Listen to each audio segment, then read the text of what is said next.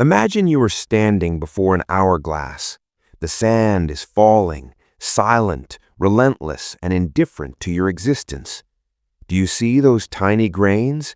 Each one is a moment of your life that is gone forever.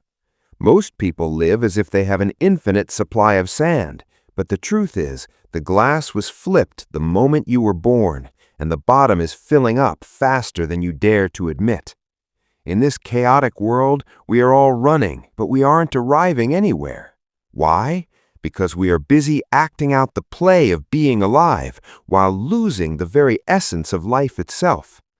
Thousands of years ago, the Stoic sages spoke brutal truths that can shatter your soul but wake your mind.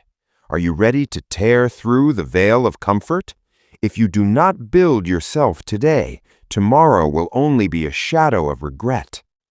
Let us face the first of the 7 brutal truths that will stop your decay and rebuild your existence. Truth 1. Death is not a future event, it is happening now. Memento Mori. We fear death because we view it as a distant specter waiting at the end of a long road. We think, when my hair turns gray and my skin wrinkles, then I will think of the end. But Marcus Aurelius, the philosopher king, taught us something far more terrifying and liberating. Death is not just ahead of us, it is behind us. Every second you have already lived is now in the hands of death. The you of yesterday is dead. The you of an hour ago no longer exists. Time is the only asset that once spent can never be reclaimed. When you say, "I will start tomorrow," you are handing a piece of your life to the void without getting anything in return. Ask yourself, if this were your final sunset, would you waste it on trivial distractions or the poison of procrastination? Every breath is a gift, yet every breath is a goodbye. When you truly grasp this duality, you lose the courage to be lazy. Sloth is not just a waste of time, it is a profound disrespect to the very life force beating in your chest. Truth 2. Your domain ends at your own skin. Why are we exhausted? Why is our time bled dry by anxiety? Because we obsess over things we cannot change. What people think of you, the weather, the economy, the mistakes of your past. These are ghosts. Epictetus once whispered through the ages, "There is only one way to happiness, and that is to cease worrying about things which are beyond the power of our will." Every time you wait for someone else's approval, you are handing them the remote control to your soul. The world will criticize you, and the universe will follow its own chaotic path. If you spend your precious hours wounded by words or paralyzed by circumstances, you are committing a crime against yourself. Your power exists only in your thoughts, your labor, and your reactions. The day you internalize this is the day you become unconquerable. The storm outside may soak you, but it cannot extinguish the fire you carry within. Truth 3. Greatness is forged in the fire of discomfort. We belong to a shortcut generation. We want the body without the sweat, the wealth without the risk, and the wisdom without the suffering. But nature does not negotiate. An oak tree does not reach the heavens in a day, nor does it grow strong in a greenhouse. The Stoics believed that comfort is the graveyard of the soul.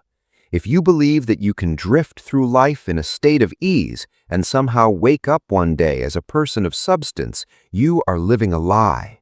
The brutal reality is this: if you do not push your body and mind to the point of pain, they will remain soft and useless. Iron must enter the furnace to become steel. Every moment you spend in your comfort zone is a nail in the coffin of your potential. Life owes you nothing. It will give you no rewards unless you prove you are worthy of them. Your time like a sword, to cut through the chains of your own weakness. Remember, the sweat of today is the only thing that can wash away the tears of a failed tomorrow. The architecture of the soul. Truth 4. Your mind is your only real prison. We often complain about the walls around us, the lack of money, the lack of opportunities, the people who hold us back. But the Stoics, many of whom were literal slaves or exiles, knew a deeper secret. The only walls that truly matter are the ones you have built inside your own mind. Seneca once wrote, "We suffer more often in imagination than in reality." Think of the hours you have lost rehearsing arguments that will never happen. Think of the days you have spent paralyzed by a what if that never came to pass. You are bleeding out your life force into a void of your own making. You aren't being held back by the world.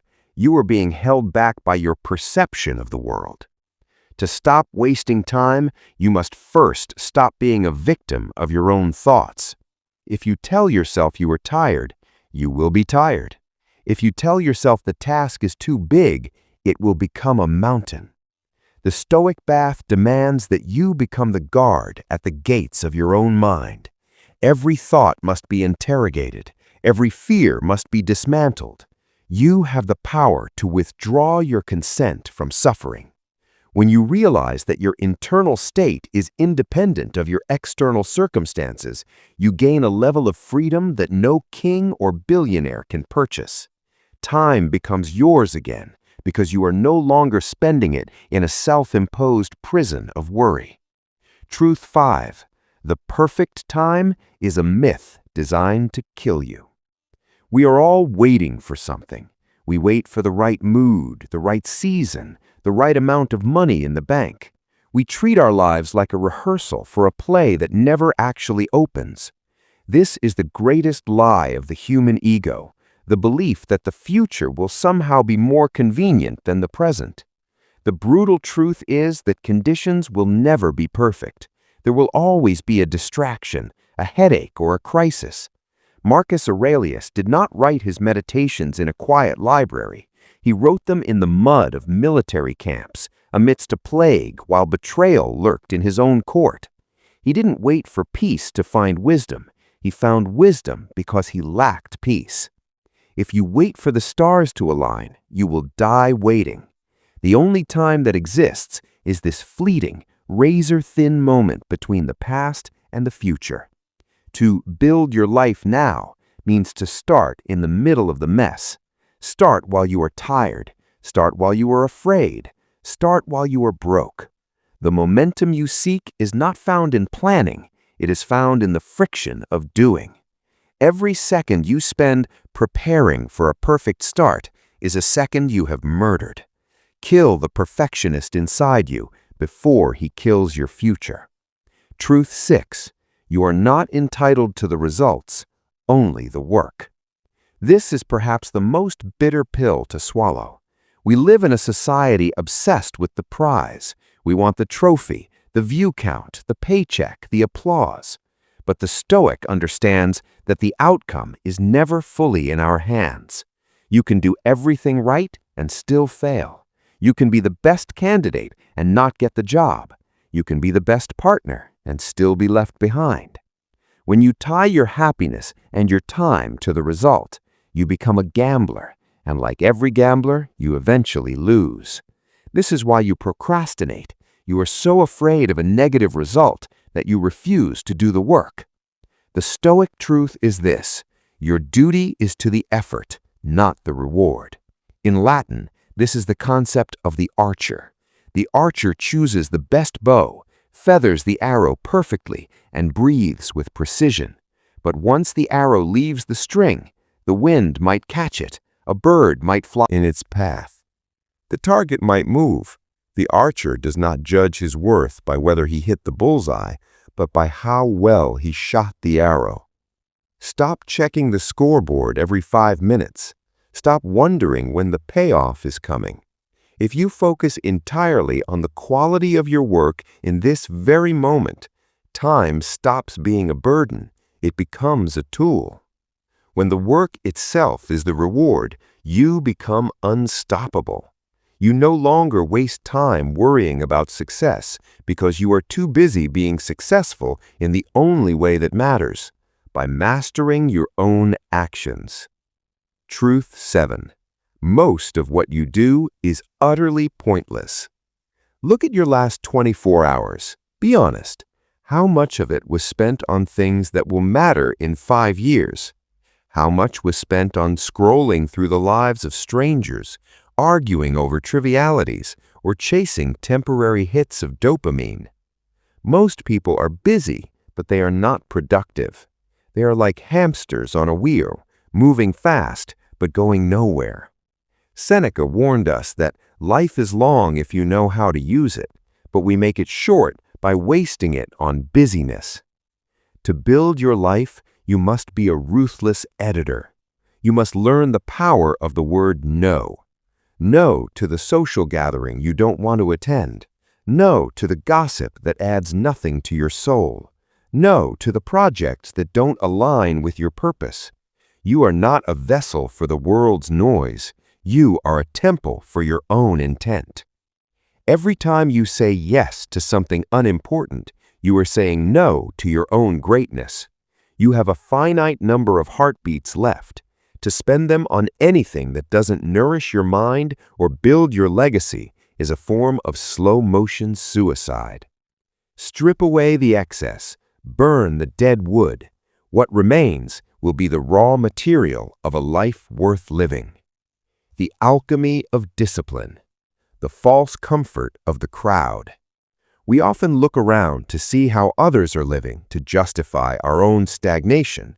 We see a world obsessed with the trivial, and we tell ourselves, if everyone else is wasting their time, surely I'm allowed to as well.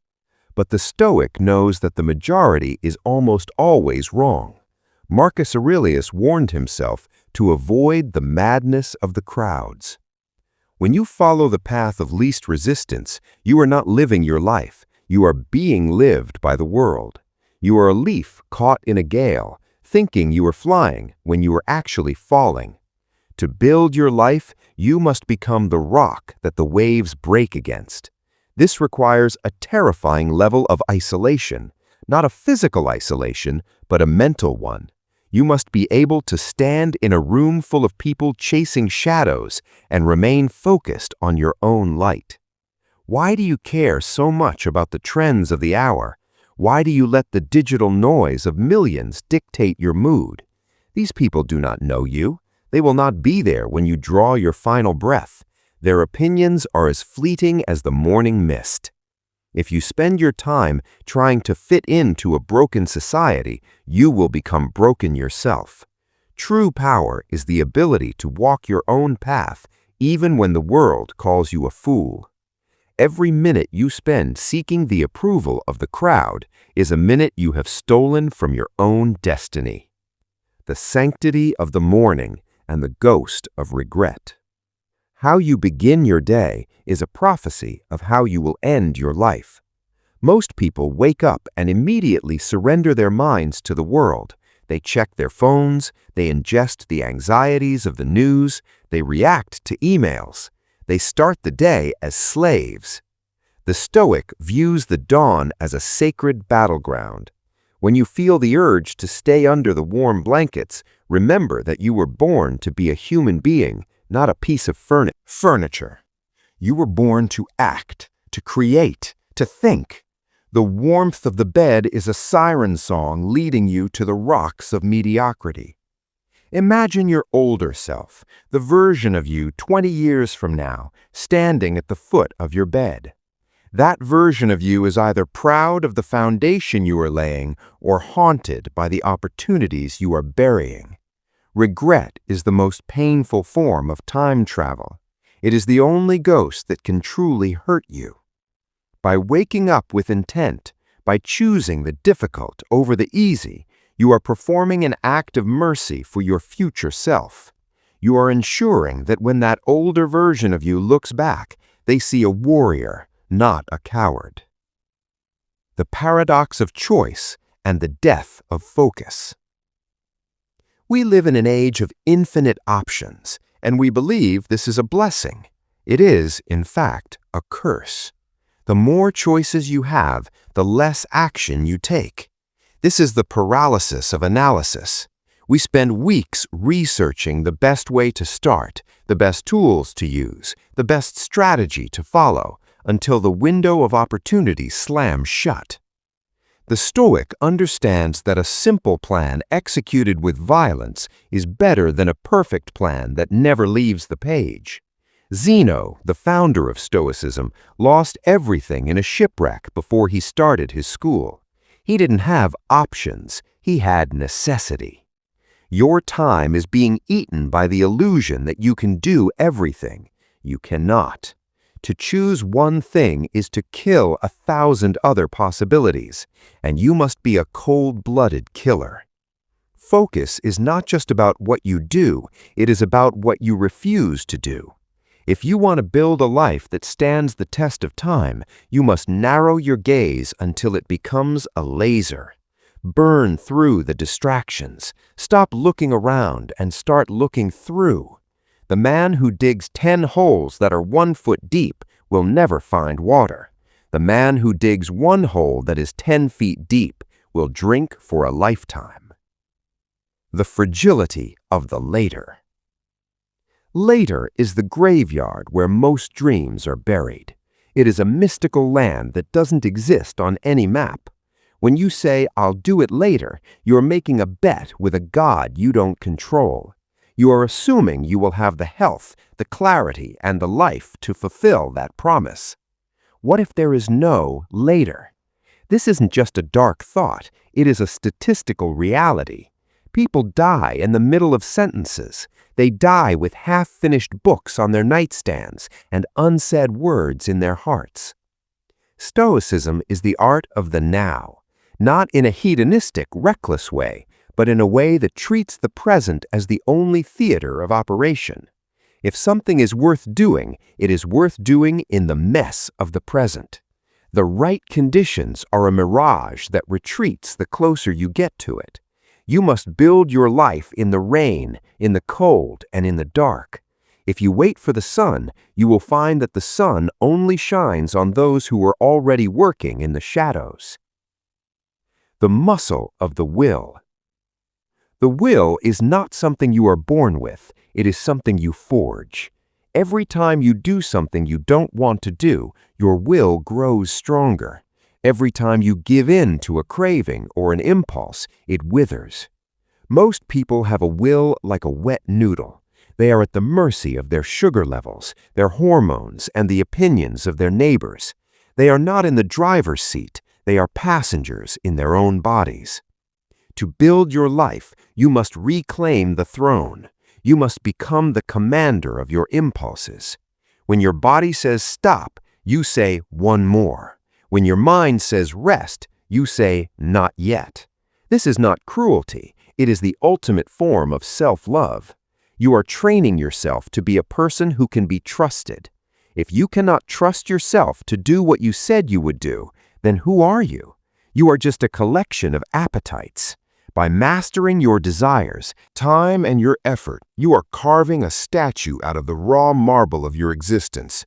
It is a slow, painful process, but it is the only way to leave something behind that the world cannot ignore. The legacy of the unbroken.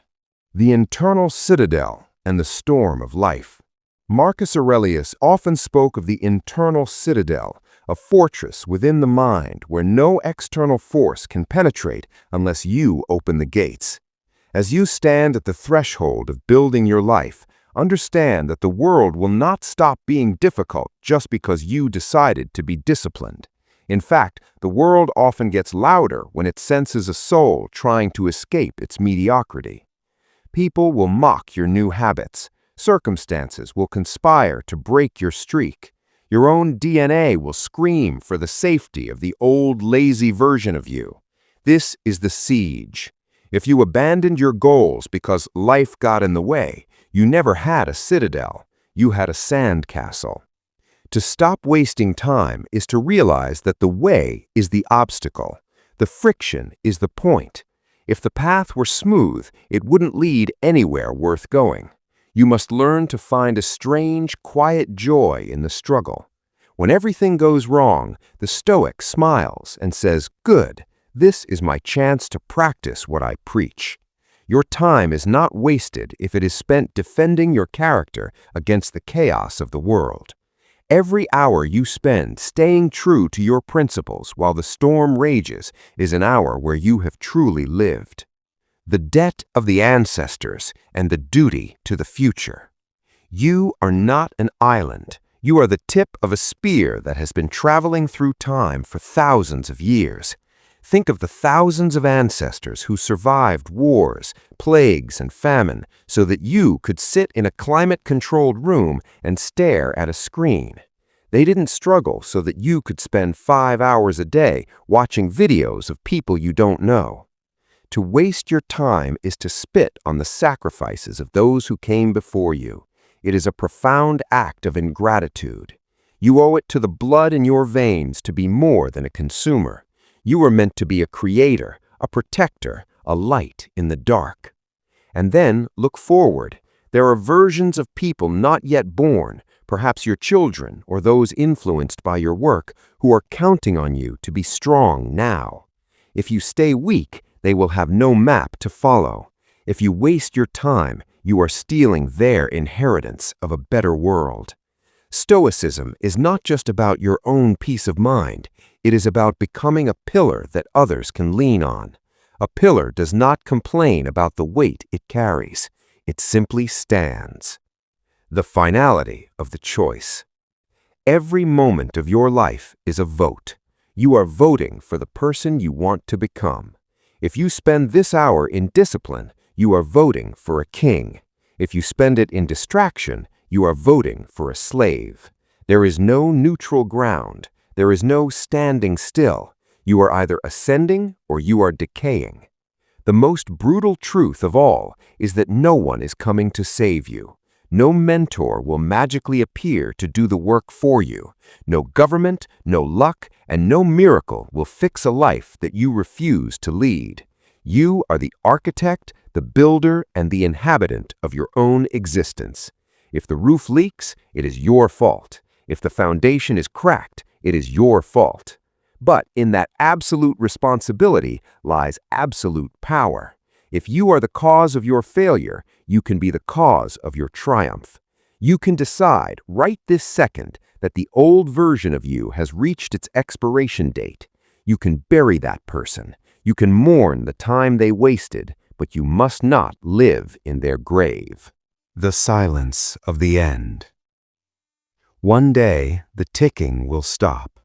The last grain of sand will fall through the narrow neck of the glass. You will be lying in a bed, and the room will grow quiet. In that silence, your memories will be the only company you have. Will those memories be of the safe choices you made? Will they be of the nights you stayed up scrolling through meaningless noise? Or will they be of the times you pushed through the pain? Will you remember the feeling of your muscles burning as you built something real?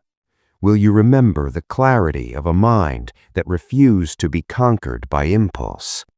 The Stoic does not fear that final silence because he has already filled his life with the sound of his own hammer hitting the stone. He has turned his time into something eternal. Character. Wealth can be stolen, fame can be forgotten, but the fact that you mastered yourself is a truth that echoes in the halls of history forever. The call to the arena. The video is ending, but your life is just beginning, or rather, it is restarting. Do not leave this moment and return to the same habits. That would be the ultimate waste of the minutes we have spent together.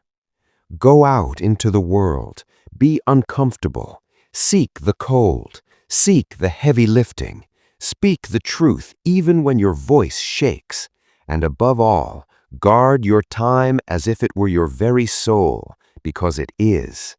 The world is full of ghosts who are waiting for later. Do not be one of them. Build your life now, because the sand is still falling.